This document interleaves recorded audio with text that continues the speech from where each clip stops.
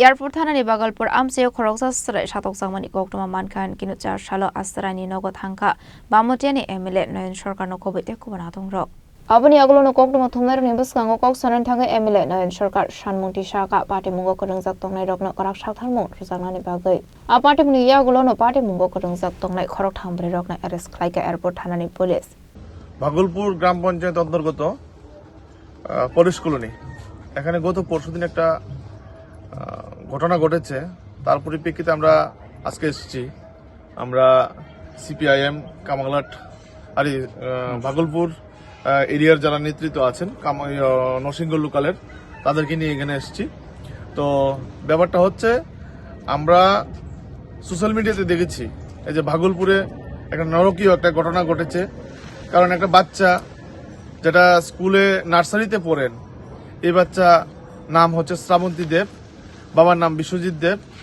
তো ওই শ্রাবন্তী দেবকে গত পরশুদিন তাকে হাত পা বেঁধে এরকম অবস্থায় রেখেছে সামান্য অল্প কিছু টাকা চাওয়ার একটা দোষারোপ করে। তো একটা নরকীয় একটা ঘটনা একটা বাচ্চার সাথে, তাও একটা মেয়ে বাচ্চা।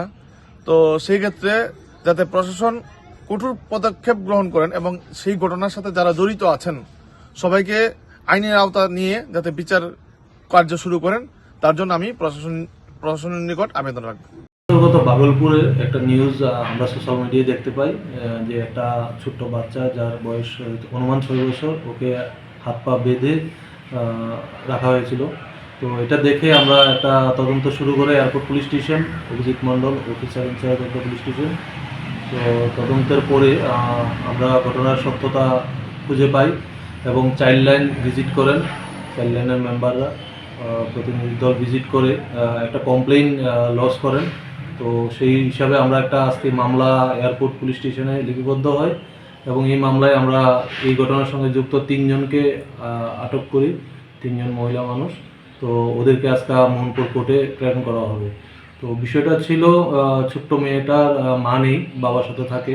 তো মেয়েটাকে পাশের বাড়ি থেকে 20 টাকা চুরি করেছে এরকম বলে ওকে হাত পা বেঁধে রাখা হয়েছিল।